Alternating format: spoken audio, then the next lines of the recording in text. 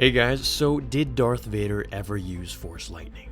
This has been talked about for ages, amongst groups, forums, and overall discussion online. While every single answer always says no, he never did, I hope this video can finally put it to rest. The information is no longer canon. However, before Disney did take over, it naturally was. So before we begin, Vader absolutely did use Force Lightning, and it was against Luke. I'm going to read a passage from the novel The Rise and Fall of Darth Vader, which explains this scene by the author. However, this is a 4-part comic issue from Star Wars Splinter of the Mind's Eye, released in 1995 and 1996. However, that comic itself was a print from the novel back in 1978. The events of our story take place 2 years after the destruction of the first Death Star, where Vader is informed by an Imperial governor that Luke Skywalker and Princess Leia Organa were captured on the swamp planet Mimban, home to the legend of the Kaiburr Crystal. The crystal was this luminous crimson-colored gem that magnified the Force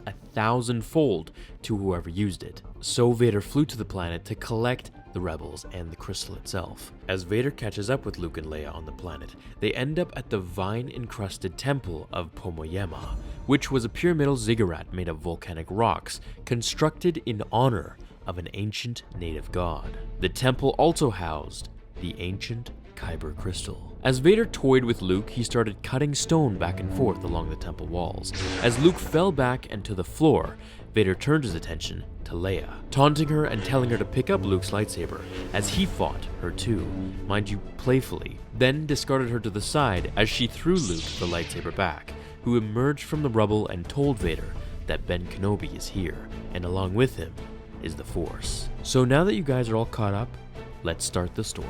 The duel was furious, and carried Vader and Skywalker through the temple to a chamber where there was a dark, circular opening in the floor, the mouth of a deep pit.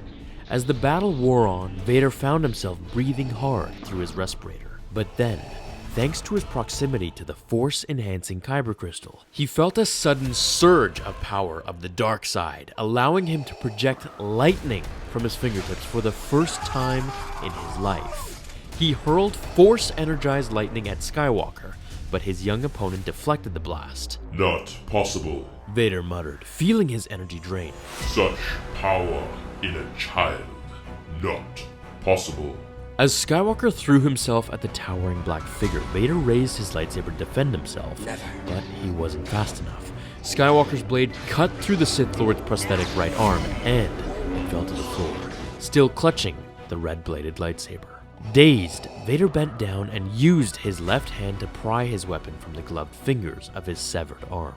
He was shifting his weight to make another attack when he suddenly had a clear view of the lightsaber in Skywalker's grip. The weapon's design and hand grip looked familiar. Vader's head suddenly felt heavy, and as he tried to move forward, he stumbled over his severed limb. The robotic arm tumbled after him as he plummeted into the nearby pit. He howled as he descended into the darkness, and it seemed like his fall would never end.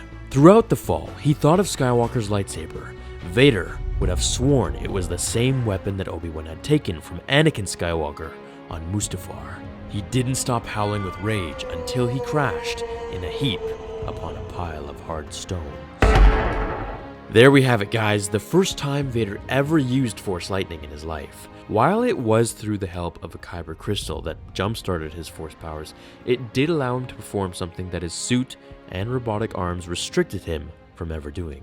What I'd like to point out about this is that we know Snoke is wearing a massive Kaiburr Crystal ring on his hand. So once again, clearly Disney is pulling at some ideas here from what they deem to be legends. The rest of the story gets even more interesting, as he realizes Luke is the only person to help him overthrow the Emperor, waking up tasting blood in his mouth. He later goes to meet Boba Fett and sends him to capture Luke, which Disney also made a canon comic on, where Boba fights Luke and loses, however returns to tell Vader his son's name. Disney is definitely taking content, but they're just scrambling it around a bit. There was also another type of Force Lightning. It was more of a kinetic Force storm, where Vader would create a ball of electric kinetic energy and push it to his enemy, therefore never letting the currents touch him, rather just creating it from a few feet in front of himself. We can see that used in the comic Darth Vader and the Ghost Prison, Issue 3.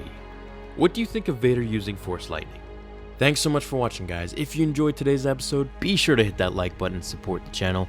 Without you, I couldn't be doing this. And I hope it gives you something cool to talk about with your fellow Star Wars theorists. Thanks again for watching, everyone. I hope you all have a great day, and I'll see you all in tomorrow's episode of Star Wars Theory. But until we meet again, remember...